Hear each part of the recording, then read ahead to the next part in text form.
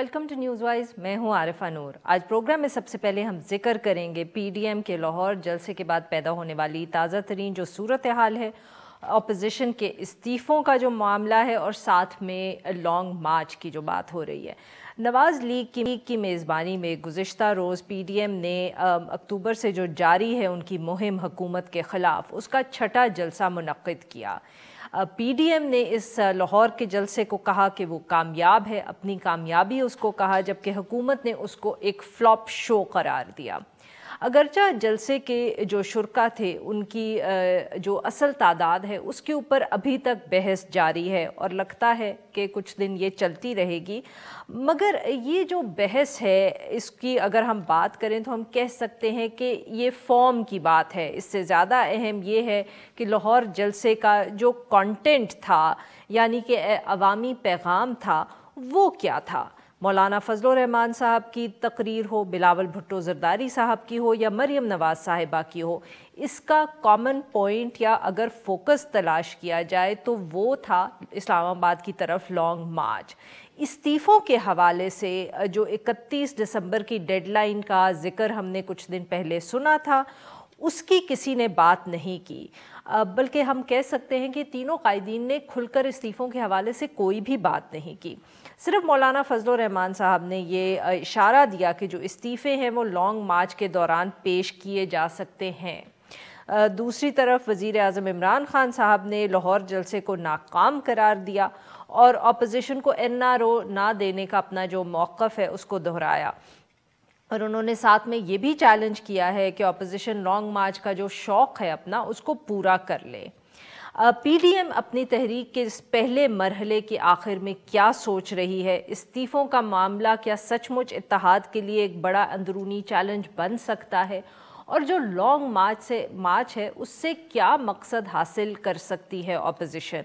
इस हवाले से गुफ्तगू करने के लिए आज हमारे साथ मौजूद हैं खुर्रम दस्तान साहब। ये नायब सदर हैं मुस्लिम लीग नवाज़ के, साबिक वफाकी वज़ीर। और हमारे साथ मौजूद हैं सैयद नवीद कमर साहब, ये सीनियर रहनुमा है पाकिस्तान पीपल्स पार्टी के और साबिक वफाकी वज़ीर। Welcome to the show gentleman. Khurram साहब, सर आपसे गुफ्तगू का आगाज़ करेंगे। सर, बहुत तनकीद कुछ हो रही है ऑब्वियसली हुकूमत की तरफ से, तो नंबर्स के हवाले से है, मगर इस बात पे भी बहुत लोग सवाल उठा रहे हैं और पूछ रहे हैं कि मरियम नवाज़ साहिबा ने जो एक in the run up to the rally जो आर या पार की गुफ्तगू की थी और उसके बाद इस्तीफ़ों का की बात हो रही थी कि उनका मकसद था कि इस्तीफ़े दिए जाएंगे जमात की तरफ से, उसका क्या हुआ सर? लगता है कि the rally ended without a strong message. Faiz ने कहा था कि अब सदियों के इकरार अतात को बदलने लाजिम है कि इनकार का फरमा कोई उतरे। तो ये जो हमने देखा ये है कि जो पीडीएम के 6 जलसे हैं उसमें ये जो गैर आईनी हाइब्रिड निजाम है उसके इनकार में पाकिस्तान के चारों सूबों में अवाम हम आवाज हो गए हैं। इसका मतलब ये है कि पीडीएम के 6 जलसों से, चले अभी हुकूमत नहीं बदली लेकिन सियासत का रुख बदल गया है। और उसमें पहली बात यह है कि ये बिल्कुल अमन हमारे 6 जलसे थे, तमाम तर तशद्दुद हुकूमत की तरफ से हुआ। इन जलसों ने इमरान खान का जो नैरेटिव था कि ये चोर लोग हैं, इनके साथ लोग नहीं है, उस नैरेटिव को इन 6 जलसों ने दफन कर दिया। तीसरी बात यह है कि हमें पीडीएम में बढ़ती हुई यूनिटी नजर आई है। जो गुजरांवाला का पहला जलसा था उसके बाद से अब तक जो रेटरिक है तमाम जमातों का, वो अब आहिस्ता आहिस्ता एक ही जो नुक्ते पर मुंतज हो रहा है। चौथा ये है कि ये जो एंटी एस्टैब्लिशमेंट क्लैरिटी आ गई है और जो चारों सूबों में देखी गई है कि पाकिस्तान में इससे पहले हमने नहीं देखी, बहुत कम इसका इतना अवामी इजहार हुआ है। और आखिरी बात यह है कि इन तमाम जमातों ने चारों सूबों में जो 11 जमातें थी, सबने अपने अपने वोटर्स को मोबिलाइज कर लिया है। इसलिए ये जो पूरा इशू है कि जी पीडीएम ने क्या हासिल किया, यहां पाकिस्तान की सियासत में एक नया रुख आया है। अवाम ने इनकार कर दिया है हाइब्रिड निजाम का, क्योंकि अवाम भूखे हैं, अवाम बदहाल हैं, अवाम बेरोजगार हैं और वो चाहते हैं कि ये जो हाइब्रिड निजाम इसका जिम्मेदार है, जो आटा खा गया है, चीनी खा गया है, हमारा आईपीपीज का निजाम तबाह कर गया है, हमारी दवाइयां खा गया है, उस निजाम को अब बदला जाए। तो ये एक बड़ा वसी चेंज है। और जो आने वाले दिनों में हमने देखा है कि जी जो लॉन्ग मार्च का ऐलान किया गया है, लॉन्ग मार्च हमने देखी है पहले शहीद बेनजीर भुट्टो ने 1992 में किया था, उसके कुछ दिनों बाद हुकूमत बदल गई थी। फिर मियां नवाज शरीफ ने मार्च 2009 में किया था, अदलिया बहाल हो गई थी। उससे पहले बल्कि मुझे याद है कि जमात इस्लामी ने भी एक लॉन्ग मार्च किया था पीपल्स पार्टी गवर्नमेंट के खिलाफ सितंबर 96 में, तब भी हुकूमत बदल गई थी। तो लॉन्ग मार्च की तारीख जो है सर, बट 2014 में लॉन्ग मार्च हुआ और धरना हुआ और हुकूमत नहीं बदली। नहीं, लेकिन आपने देखा ना जी, उस वक्त तो लगता है कि नहीं बदली, लेकिन जिस तरह मैंने आपको 3 हवाले दिए हैं, जमात इस्लामी का सितंबर 96 का लॉन्ग मार्च, हुकूमत बदल गई, 1 महीने बाद, फौरन नहीं बदली, अगले दिन, लेकिन बदल गई। इसी तरह बीबी का लॉन्ग मार्च हुआ नवंबर 92 में। तो एस्टैब्लिशमेंट ने हुकूमत को घर भेजा था, तो क्या आप दोनों जमातें भी इस वक्त उसी तरफ इशारा कर रही हैं? आप इस उम्मीद पे लॉन्ग मार्च कर रहे हैं कि एस्टैब्लिशमेंट जो है इमरान खान साहब की हुकूमत को घर भेज देंगे? देखिए, एस्टेब्लिशमेंट तो इमरान खान साहब की हुकूमत को रखे हुए हैं, उसको जितना हद तक भी सहारा मिल सकता है वो दे रहे हैं। लेकिन इस्टेब्लिशमेंट के लिए भी आए दिन ये जो सौदा है वो बड़ा महंगा पड़ रहा है। अब नैरेटिव भी जैसे आपने देखा कि वो अब इस्टेब्लिशमेंट कह लें या अब तो लोग खुल के बात कर रहे हैं, फौज भी कहते हैं। तो बात सारी ये है कि it is not a zero sum game. ये बात नहीं है कि बस वो इनको सपोर्ट किए हुए हैं और ताहयात ये सिचुएशन रहेगी। नॉट टू से कि कोई इसका बेसिस कोई बैकग्राउंड टॉक्स हैं जो कि हमें बस वो जैसे इमरान खान साहब को उम्मीद थी कि बस अंपायर की उंगली उठने वाली है और वो तो शायद इसी उससे आए थे धरना करने कि आज ही जो है हुकूमत ख़त्म हो जाएगी। तो ऐसी बात नहीं है, लेकिन इतना जो अवाम का एक जगह नहीं बल्कि सारे मुल्क में मुख्तलिफ जगहों पे एक मोमेंटम बना हुआ है और वो मोमेंटम अल्टीमेटली जाहिर है फेडरल कैपिटल में ही शो होगा। तो उसका बिल्कुल असर तो पड़ेगा। कोई भी हुकूमत एक दिन में नहीं जाती, लेकिन ये इतने बड़े सर, मौलाना माफ करिएगा आपकी बात काट रही हूँ, बट मौलाना साहब ने जो प्रेस कॉन्फ्रेंस पीडीएम की है आपके आज के इजलास के बाद, वो तो कह रहे हैं कि 31 जनवरी तक हुकूमत चली जाएगी, इस्तीफा दे देगी।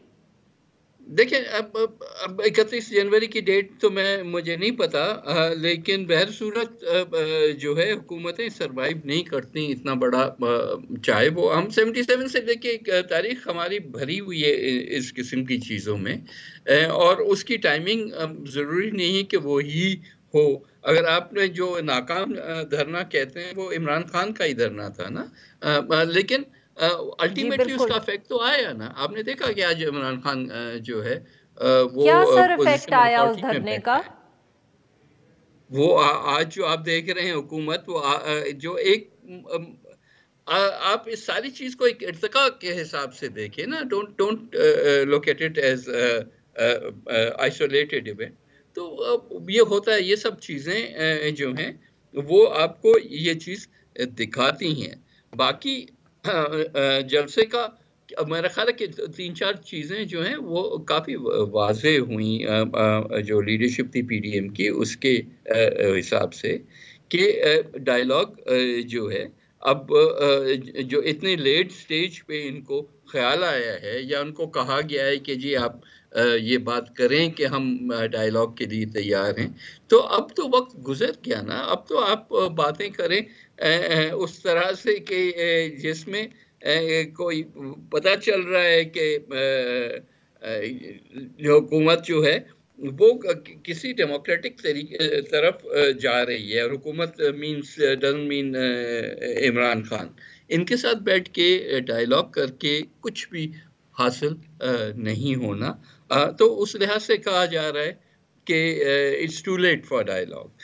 लेकिन बात सारी ये है कि इंस्टीट्यूशंस, डेमोक्रेसी, ये तो फिर भी चलते हैं ना।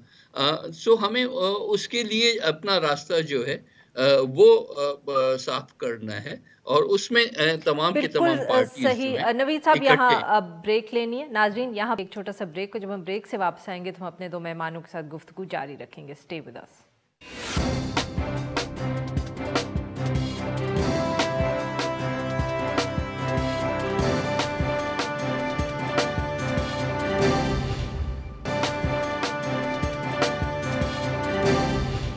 वेलकम बैक नाज़रीन। हम गुफ्तगू करें खुर्रम दस्तगीर खान साहब से और नवीद कमर साहब से। खुर्रम साहब, पीडीएम की तरफ से ऐलान आ गया है, हुकूमत को उन्होंने कहा है कि 31 जनवरी तक इस्तीफ़े दे दें, फरवरी की 1 तारीख को लॉन्ग मार्च का ऐलान होगा।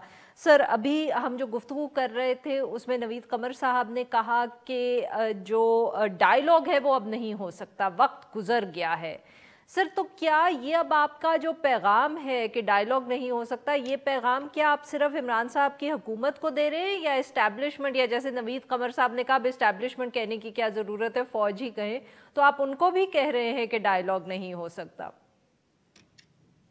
जी, पैगाम तो जाहिर है जब कम्युनिकेशन होती है तो सबके लिए है कि भाई आपको इस पर सोचना पड़ेगा कि ये जो हाकमियत का जनाजा, पाकिस्तान की खारजा पॉलिसी का जनाजा, मुईशत का जनाजा, वफाकियत का जनाजा जो इमरान खान साहब ने निकाला है, इस्टेब्लिशमेंट से कितनी देर मजीद कंधा देगी। जनाजे के पाँव नहीं होते, उसे कंधा देना पड़ता है। वो अब अगर वो कंधा देना चाहते हैं तो मुल्क के हालात मजीद बिगड़ेंगे, ऑलरेडी बिगड़ चुके हैं मुईशत के हवाले से, खारजा पॉलिसी के हवाले से। तो आप ये कह रहे हैं कि वो पीटीआई जो है इस काबिल नहीं है कि उसको कंधा दिया जाए, मगर पीडीएम को कंधा चाहिए? वो नहीं, हमें कंधा नहीं चाहिए, लेकिन हमें आगे बढ़ने के लिए रास्ता तलाश करना है और हमने अवाम का रास्ता चुना है। अवाम की ताईद से साबित किया है कि मुल्क के चारों सूबों में हमें हिमायत हासिल है और यही रास्ता है जो इंशाल्लाह आखिर में इस हुकूमत को मुस्ताफी होने पर और असेंबलियां तहलील करने पर मजबूर करेगा। दूसरी बात ये हमेशा याद रखें कि पार्लियामान के दरवाजे जो बंद किए हैं वो इमरान खान साहब ने किए हुए हैं। अब पिछले 5 हफ्ते से पार्लियामान बंद है, चाहे उस कोविड का बहाना है। हालांकि हमने सख्त तरीन कोविड के हालात में भी जून और जुलाई में हमने इजलास भी किए थे, कानून साजी भी फाटिफ की थी। तो जब आप पार्लियामान बंद करते हैं तो फिर सियासत पार्लियामान से बाहर निकलकर सड़क पर आ जाती है। और यही हमने देखा है कि ना सिर्फ इमरान खान साहब जो हैं वो अपनी जो उनकी जिम्मेदारियां हैं उनसे मफरूर और मफलूज हैं, बल्कि उन्होंने पार्लियामान का भी दरवाजा बंद कर दिया। अब अचानक जब उनके ऊपर अवामी प्रेशर आया है पीडीएम के जलसों का, तो वो शख्स जो पार्लियामान में आकर हाथ मिलाने के लिए तैयार नहीं था, जो बालाकोट के वक्त जो है वो गायब हो गया, जिन्होंने हमें कहा कि जी आप अस्करी क़यादत से बात करें कश्मीर के मामले में, फाटफ के मामले में, गिलगित बल्तिस्तान के मामले में, अगर उन्हें अचानक पार्लियामान याद आई है तो इसका मतलब है कि उनके ऊपर अवामी प्रेशर आया है और अवामी प्रेशर आएगा क्योंकि जैसे जैसे आईएमएफ में दोबारा जाएंगे इनको बिजली और गैस की कीमतें बढ़ानी पड़ेंगी, इनको और भी दूसरे सख्त फैसले लेने पड़ेंगे जो इनको मजीद गैर मकबूल कर देंगे। तो इस तमाम ये जो तनाव है और एक स्टैंड ऑफ है, उसका बेहतरीन हल यही है कि मुल्क में साफ, शफाफ और मुदाखलत से पाक इंतखाबात हों। और हमारा जो पैगाम है एस्टैब्लिशमेंट से वो यही है कि जो अगले इंतखाबात हैं उनमें मुदाखलत नहीं होनी चाहिए। पाकिस्तान की आवाम को ये पूरा मौका दें कि वो अपनी अगली हुकूमतें चुन सकें। बिल्कुल सही खुर्रम साहब कहते हैं, आप सब कहते रहते हैं सर कि साफ शफाफ इलेक्शंस चाहिए, कोई इंटरफेरेंस ना हो, बट सर इसके लिए आपको बात तो किसी से बैठ के करनी पड़ेगी ना। ये तो नहीं हो सकता कि मतलब कि कोई जंग भी जब ख़त्म होती है तो आपको जो अपना राइवल होता है उससे बैठ के बात करनी पड़ती है, चाहे एक साइड जीत जाए और दूसरी हार जाए। तो कहीं ना कहीं तो आपको डायलॉग करना पड़ेगा। और सर वो यही हम सवाल पूछते हैं कि आपने वो किससे करना है? आपने एक जमात से करना है, चाहे वो आपको जितनी भी गैर जमहूरी लगे, या आप वो डायलॉग इस्टेब्लिशमेंट से करेंगे, चाहे वो हुकूमत के जाने के बाद हो या उससे पहले हो? देखें, पहली चीज तो ये है कि जब कहते हैं कि डायलॉग नहीं हो सकता, तो dialogue for defusing the situation नहीं हो सकता। अब तो एक मोमेंटम जो क्रिएट हुआ है, वो अब 4-5-6 जलसों के बाद अब वो अल्टीमेटली इस्लामाबाद पे मार्च पे आएगा ना, तो वो वाला डायलॉग क्या करेगा? हाँ, इमरान मार्च के खान बाद डायलॉग इस्तीफा होगा देते हैं। फिर? नहीं, अब बात लॉन्ग मैं मार्च के कंप्लीट बाद करूँ। डायलॉग के लिए आप तैयार हैं? इमरान खान साहब के इस्तीफे नहीं, के बाद आप डेफिनेटली डायलॉग इमरान के लिए खान अगर तैयार हैं? आरिफत, पॉइंट ये है कि अगर इमरान खान आज भी इस्तीफा दे देते हैं और नेक्स्ट जो रोड मैप है उसको बनाने के लिए अगर डायलॉग की जरूरत है, तो तमाम पार्टीज और I would say even at that stage PTI सब बैठ के एक डायलॉग करें जिसमें जो है हम आगे बढ़ें। लेकिन आगे बढ़ने का रास्ता सिर्फ ये है कि एक free and fair without interference election हो, और जो भी गवर्नमेंट उस इलेक्शन के थ्रू आए वो ही जो है इस मुल्क की बागडोर संभाले और इसको इस सारी दलदल से बाहर निकाले। उसमें पीछे पूरे अवाम का फोर्स होगा, और मुश्किल फैसले अगर करने पड़े तब भी वो करेंगे। लेकिन एक कठपुतली हुकूमत जो है उसको ना अवाम की सपोर्ट हासिल है, और वो जब ये आज उन्होंने बिजली की फिर कीमतें बढ़ा दी, और ऑयल और गैस की और डीजल और पेट्रोल सबकी कीमतें एक हफ्ते 2 हफ्ते में फिर बढ़ने वाली हैं। तो बात सारी ये है कि उसके बिल्कुल सही। बाद एक दिन एक चीज महंगी होती है, दूसरे दिन दूसरी, तीसरे दिन तीसरी, तो बिल्कुल सही सर, लोग वे भी तो running out of time, confidence माफ नहीं करिएगा रखते। आपकी बात काट रही हूँ। खुर्रम साहब, टेकिंग नवीद साहब आर्ग्यूमेंट फर्दर, इमरान साहब की हुकूमत इस्तीफा दे दे, आप इस्टेब्लिशमेंट से अगले इलेक्शंस फ्री एंड फेयर कराने के लिए बात करेंगे? जी बिल्कुल, ये जरूर नवीद साहब ने एक पॉसिबिलिटी जाहिर की है, क्योंकि देखिए ना, जो इलेक्शन के इस्लाहात थी वो पाकिस्तान की तारीख में सबसे बड़ा जो रिफॉर्म था वो हम कर चुके हैं, जो इलेक्शन एक्ट है 2017 का। लेकिन इलेक्शन एक्ट में ये नहीं लिखा कि कोई आइन से मावरा इंटरवेंशन हो जाए। उसके ऊपर जाहिर है कानून तो उस पर कोई बात नहीं करता। तो अगर आइन से मावरा इंटरवेंशन को रोकना है तो फिर एक संजीदा डायलॉग करना पड़ेगा और एक इसको बताना पड़ेगा कि हमें इसके बगैर मुल्क अब आगे नहीं चल सकता। 16 महीने से फूड इन्फ्लेशन, जो अशियाए खुर्दोनोश की महंगाई है, वो डबल डिजिट्स में है। पाकिस्तान की आवाम का गला कट गया और पाकिस्तान की इकोनॉमी और फॉरेन पॉलिसी प्रैक्टिकली मफलूज है। तो बिल्कुल अगर आगे सही सर, जाना वेरी है क्विकली तो जमहूरी 30 तरीका इंतखाबात ही। सेकेंड्स। कमर साहब, नवीद साहब, तो ये जब आप डायलॉग करेंगे इस्टेब्लिशमेंट के साथ, क्या आप पाकिस्तान तहरीक इंसाफ को इसमें हिस्सा लेने देंगे? देखिए, मैंने तो कहा कि हो सकता है जैसे पॉसिबिलिटी, लेकिन बात यह कि आप यहाँ से अगले पता नहीं कितने स्टेप्स आगे की बात कर रही है ना, वो तो सारा चीज डिपेंड करता है कि क्या सर, हम समझने स्टेप्स की ये होते हैं। कोशिश कर रहे हैं कि जमहूरियत की जो एक मूवमेंट है वो इवेंचुअली एक जमात को हटा के डायलॉग एस्टेब्लिशमेंट से करना चाहती है। जरा ये समझ नहीं, में नहीं ये आती देखिए, बात, इसलिए सवाल अगर पूछ रहे आपने हैं। ये स्पिन देना है चीजों को, तो या बिस्मिल्लाह। लेकिन बात सारी ये है कि अगर ये वाली हुकूमत इतनी लेजिटिमेट होती और इतनी उसको अवामी वोट मिलके वो आ जाती, तो ये सारी तहरीकें, ये सब चीजें जो हैं वो होती ही नहीं। हम अभी भी बिलीव करते हैं पार्लियामेंट में और पार्लियामेंट की स्ट्रेंथनिंग पे। हम कितने भी मुखालिफ थे मियां नवाज शरीफ साहब के, लेकिन जब पार्लियामेंट पे हमला हुआ इसी पीटीआई की तरफ से, तो हम गवर्नमेंट के साथ इसीलिए खड़े हुए कि हम चाहते नहीं है कि सिस्टम डीरेल हो। ना ही आज हम किसी सूरत में भी चाहेंगे कि जो भी बात हो। लेकिन अगर सहूलतकारी इस तरीके से चलनी है कि किसी और ने बैठ के फैसला करना है कि इस मुल्क पे कौन राज करेगा, तो ये कबूल नहीं है। हमें तो रास्ता वो चाहिए जो कि proper elections, proper democracy, proper parliament का हो। इस तरह के बहुत जो है बहुत वो बहुत बहुत शुक्रिया खुर्रम साहब, बहुत बहुत शुक्रिया नवीद कमर साहब, आप दोनों ने हमारे लिए वक्त निकाला। नाजरीन, यहाँ पे लेंगे एक छोटा सा ब्रेक, और जब हम ब्रेक से वापस आएंगे तो हम बात करेंगे EU की जो डिसइंफॉर्मेशन रिपोर्ट सामने आई है about fake websites and NGOs जो पाकिस्तान के ख़िलाफ़ काफ़ी हद तक प्रोपेगेंडा करते रहे। Stay with us.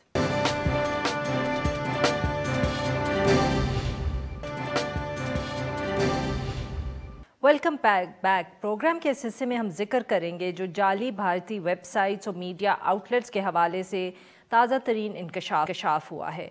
European union डिसइंफो lab ने 80 सफ़े से ज़ायद की अपनी एक तहकीकाती रिपोर्ट जो है वो शाया की है, जिसके अंदर ये कहा गया है कि भारत 2005 से पाकिस्तान मुखालिफ प्रोपेगेंडा जो है उसके लिए 750 से ज़ायद जाली वेबसाइट्स, 10 से ज़ायद थिंक टैंक्स और भारत की एक जो न्यूज़ एजेंसी है काफ़ी मशहूर हो चुकी है पिछले सालों के अंदर, ANI, उसको इस्तेमाल कर रहा है। रिपोर्ट के मुताबिक एक भारतीय ग्रुप है श्रीवास्तव, वो इस सारी जो एक मुनज़्ज़म कैंपेन थी उसको सुपरवाइज़ करता रहा है। इस कैंपेन के अंदर पाकिस्तान के ख़िलाफ़ जाली ख़बरें जो थीं वो फैलाई गईं। एक अक़वाम मुत्तहिदा और यूरोपियन यूनियन की सतह के ऊपर मुख्तलिफ़ इवेंट्स जो थे वो भी किए गए। रिपोर्ट में ये दावा भी किया गया है कि जो 2 बड़े इंटरनेशनल फोरम्स हैं इन पर पाकिस्तान के मुखालिफ जो प्रोपेगेंडा मुहिम है इसको बढ़ाने के लिए मुख्तलिफ प्रेजेंटेशंस की गई, वर्किंग ग्रुप्स का इस्तेमाल किया गया और ये सब जाली थे। और साथ साथ पिछले दिनों के अंदर या हालिया महीनों में कहा जा सकता है कि यूरोपियन यूनियन का जो एक वफ़द था उसको भी मकबूजा कश्मीर का एक दौरा करवाया गया, जिसका मकसद सिर्फ ये पैगाम देना था कि 5 अगस्त 2019 के जो भारतीय इक़दामात थे उसके बाद मकबूजा कश्मीर के अंदर जो सूरत हाल थी वो बिल्कुल नॉर्मल थी। पाकिस्तान का इस सारे इशू के ऊपर, इस रिपोर्ट के ऊपर एक सख्त रद्द अमल सामने आया है।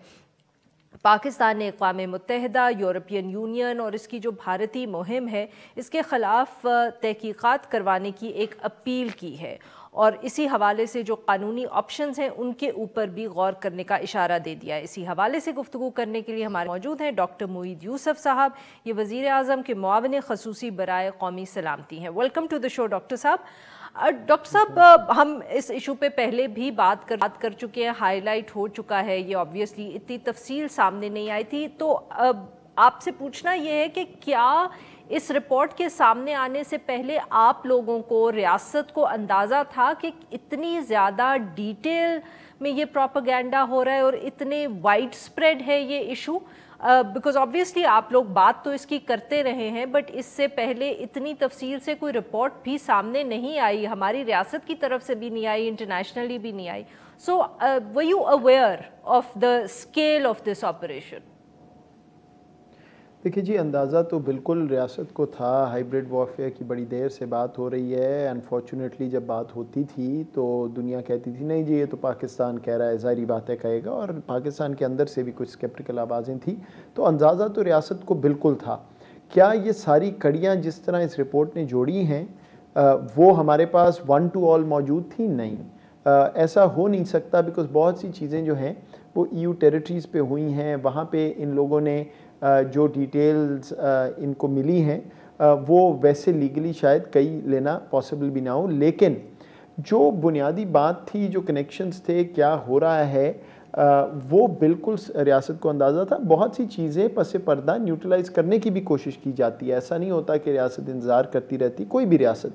तो 2019 में जब इन्होंने एक रिपोर्ट शाया की थी, वो हमें मालूम है कि वो रॉ का ऑपरेशन था जो इन्होंने उस वक्त गालिबन 265 आउटलेट्स और 65 मुल्क जिक्र किया था, वो इट वाज रॉ। तो ज़ाहिरी बात है ऐसी रिपोर्ट तो आपको वहीं तक ले जा सकती है ना, जो कह रही है कि relationship with Indian intelligence agencies, ANI का relationship with the Indian state. लेकिन कौन नहीं जानता, और कौन नहीं जानता कि इतने करोड़ रुपए और डॉलर जो हैं वो एक श्रीवास्तव ग्रुप जो है वो इस तरह कोई मैंने तो नहीं उनका नाम देखा top 10 richest groups in the world में। तो ज़ाहिर बात है वो रियासत है, रॉ है, हम जानते हैं। डोसियर जो बताया है ये उसी का लिंक है। इस तरफ दहशतगर्दी कराएं, दुनिया में नैरेटिव पाकिस्तान का ख़राब करें, ताकि जब पाकिस्तान डोसियर दे, पाकिस्तान बात करे, पाकिस्तान कहे हिंदुस्तान ये कर रहा है, तो दुनिया कहे नहीं जी नहीं, वो तो दूध से धुले हुए हैं, ये तो पाकिस्तान का मसला है। ये भी तनकीद हो रही है कि ये कोई नई बात तो नहीं है, सिर्फ पाकिस्तान के ख़िलाफ़ तो नहीं हो रहा। सोशल मीडिया अब जिस तरह फैल गया है और उसका जिस तरह इस्तेमाल होता है, अमेरिकन इलेक्शन में पिछली दफ़े बात आई रशियन रोल की, तो ये इस पे इतना शोर मचाने की या विक्टिम प्ले करने की पाकिस्तान को कोई ज़रूरत नहीं है। ये किसी भी मुल्क के ख़िलाफ़ हो सकता है, ये भी बात होती है। I don't get this. देखें, एक चोर है, उसने आपके घर में आके डाका डाल लिया, चोरी की और चोरी करके भाग गया। अब आपके पास एक शख्स आया मोहल्ले का और उसने कहा यार क्या परेशानी है, चोरी तो होती है, देखो दुनिया में वो फलां जगह भी हुई थी, फलां भी हुई थी, तो ये तो इट्स ओके। क्या ये मंतकी बात है? ज़रूर और चोरियां होती होंगी, ज़रूर और लोग डिसइंफॉर्मेशन कैंपेन मुल्क करते होंगे, लेकिन इस मुल्क ने मेरे मुल्क के खिलाफ की है और वो पकड़ा गया है। तो जब एक चोर पकड़ा जाए तो पुलिस क्या ये कहती है कि नहीं देखे ना चोरियां और भी होती हैं, इसने भी कर ली, इसको भी छोड़ दो? ऐसा तो नहीं होता, कानून हरकत में आता है। इस सेम एनालॉजी है। आपने मेरे मुल्क के खिलाफ एक इल्लीगल कैंपेन चलाई, अक़वाम मुत्तहिदा को बेवकूफ़ बनाया, यूरोपियन यूनियन के पार्लियामेंट को बनाया, आइडेंटिटी थेफ्ट जो कि क्राइम है वो कमिट किया, जिसके लिए लोग जेल में जाते हैं। आप ये खुलेआम कर रहे हैं, तो क्या आपका ये राइट है कि आप यूनाइटेड नेशन सिक्योरिटी काउंसिल के नॉन परमानेंट मेंबर बने? क्या आपका ये राइट है कि आप जाली एनजीओज को ह्यूमन राइट्स काउंसिल में लेके जाएं? ये सवालात बिल्कुल बजा हैं। होता होगा तमाम दुनिया के खिलाफ, फिलहाल हमारे खिलाफ हुआ है और चोर सारी दुनिया के सामने है, तो चोर के साथ वही सिला होना चाहिए जो चोर के साथ होता है। इसमें तो कोई दो राय नहीं हो सकती। Just because somebody two wrongs don't make a right. तो डॉक्टर साहब, फिर जब ये आप कहते हैं कि जो चोर के साथ होना चाहिए, तो क्या जो EU या यूनाइटेड नेशन के कवानीन हैं या रूल्स एंड रेगुलेशंस हैं, उनके नीचे तहत क्या वो कोई कार्रवाई कर रहे हैं इन ग्रुप्स या इन फेक वेबसाइट्स और NGOs के खिलाफ, या वो सिर्फ इनको बंद कर देंगे और फिर हम बात भूल जाएंगे? देखिए, EU पार्लियामेंट ने तो एक इंटरनल इंक्वायरी ऑर्डर कर दी है, और जब इतने क्लियर फैक्ट्स हैं तो जाहिर बात है हमें मालूम है कि उसका नतीजा क्या आएगा। मैं ये नहीं तसव्वुर कर सकता कि UN ह्यूमन राइट्स काउंसिल जहाँ फेक NGOs को आगे ला के बुलवाया गया है वो खामोशी से आंखें बंद कर ले, वहाँ भी कार्रवाई होगी। आइडेंटिटी थेफ्ट एक लीगल इशू है यूरोप के लिए, वहाँ भी होनी चाहिए। सो पाकिस्तान तो ये मुद्दा रखेगा, सारी चीज़ें सामने लाएगा, डिप्लोमेसी भी यूज़ करेगा, लेकिन असल में तो रॉन्ग्ड वो लोग हैं जो यूरोप में हैं, इन एडिशन टू पाकिस्तान जिसके खिलाफ ये कैंपेन हो रही है। जाहिर बात है तो वो आज खुद भी ये चीज़ें करेंगे। इसमें ये नहीं है कि सिर्फ पाकिस्तान एजेंसी है, यूरोप जो है उसकी अपनी एजेंसी है जो रॉन्ग्ड हैं, जिनके खिलाफ ये हुआ है, जिनके नाम गलत इस्तेमाल हुए हैं, जिनकी रेपुटेशन ख़राब हुई है, डेफेमेशन है। ये तो पूरा रैकेट है। मैंने पहले ये कहा है मीडिया पे, मैं फिर कह देता हूँ, you are dealing with a mafia. ये रियासत नहीं है, रियासत रोग स्टेट भी इससे बेहतर होती है, वो भी कोई कवानीन फॉलो करती है, तो टोटल माफिया है। तो जहाँ कानून टूटा है वहाँ बिल्कुल इस पर कार्रवाई होनी भी चाहिए और इंशाल्लाह होगी भी। ये इस दफ़ा बच के जाने वाले नहीं है इंशाल्लाह, अल्लाह ताला ने मदद की तो। सर, और जैसे आपने कहा कि ये तो सब सही है, मगर बताइए कि कितना आसान या मुश्किल होगा इस सारे नेटवर्क का जो लिंक है वो भारतीय रियासत से बनाना। That is obviously going to be the most difficult part. जैसे आपने कहा कि डिप्लोमेसी तो आप इस्तेमाल करेंगे, आप ये बात भी करेंगे, लोग शायद यकीन भी कर लें, बट क्या जो लीगल तरीका है उससे क्या ये लिंक बनता है दिल्ली के साथ? प्रूव कर पाएंगे? माफिया है तो बेवकूफ़ तो नहीं है, तो ज़ाहिरी बात है उन्होंने अपनी डिग्रीज ऑफ सेपरेशन रखी होंगी झूठ पे मबनी। तो ये बिल्कुल नहीं मैं कह रहा कि आसान है और तसव्वुर कर लें कि ये होगा ऐसा, और दुनिया इंसाफ पे भी मबनी नहीं है, वरना कश्मीर पे जो नैरेटिव है दुनिया का वो तो ना होता, इंसाफ पे मबनी होता नैरेटिव। सो मैं बिल्कुल ये नहीं कह रहा कि आसान है, लेकिन मुझे नहीं नज़र आता कि इतनी बड़ी चीज़ के बाद, कानून टूटने के बाद कार्रवाई नहीं होगी। जब पाकिस्तान का कानून हिंदुस्तान तोड़ता है या दहशतगर्दी करता है, लोग शहीद करता है, तो वो तो चलें, दुनिया दूसरी तरफ देखती है कि जी ये पाकिस्तानी हैं, इनका अपना मसला है, कोई बात नहीं, life is not that important if it's Pakistanis unfortunately for the world. लेकिन ये तो उनका अपना मसला है, तो वो लेके तो चलेंगे इसको, और हम पूरा अपनी डिप्लोमेसी के ज़रिए ये बावर कराएंगे बात कि करना पड़ेगा। हाँ, वो हिंदुस्तान की स्टेट को पूरी तरह इम्प्लिकेट करते हैं कि नहीं, हालांकि शवाहिद तो बिल्कुल वाज़ेह हैं। मैं आपको मतलब you have to be crazy to believe कि हिंदुस्तान की रियासत जो है वो सो रही है और ये वैसे ही हो गया, इनको पता नहीं लग सका। मतलब उनका ट्रैक रिकॉर्ड देखें, जो वो अपने लोगों के साथ कर रहे हैं वो देखें, तो वो तो साफ जाहिर है। लेकिन कहाँ तक लेके जाएंगे, we are going to push as hard as we can. लेकिन जैसे मैंने कहा, ये तो बहुत सा अज खुद होने वाला काम है उन लोगों, उन एजेंसीज, उन ममालिक से जिनके खिलाफ, जिनको ये बेवकूफ़ बनाया गया। बिल्कुल सर, और ये बताइएगा, रनिंग आउट ऑफ टाइम है, लास्ट क्वेश्चन, कि डिप्लोमेसी के अलावा पाकिस्तानी रियासत क्या कर सकती है या करेगी? हम आने वाले दिनों में कुछ देख सकते हैं? Any legal action that we can take? देखिए, हम तमाम ऑप्शंस पे गौर कर रहे हैं और जो नज़र आएंगी कि वायबल ऑप्शंस हैं, हम क्यों नहीं रेस करेंगे। जिसकी दाढ़ी में तिनका है वो छुपे, हमने क्यों छुपना है। मैं आपको बार बार कह रहा हूँ, Pakistan is now unapologetic, bold and pragmatic. ये 3 लफ्ज़ याद रखिए। This is our approach to the world. पहले जो होता था होता होगा, but this is how we are going to approach the world now. बहुत बहुत शुक्रिया सर, आपने हमसे बात की। आज के लिए बस इतना ही। We'll be back tomorrow at the same time.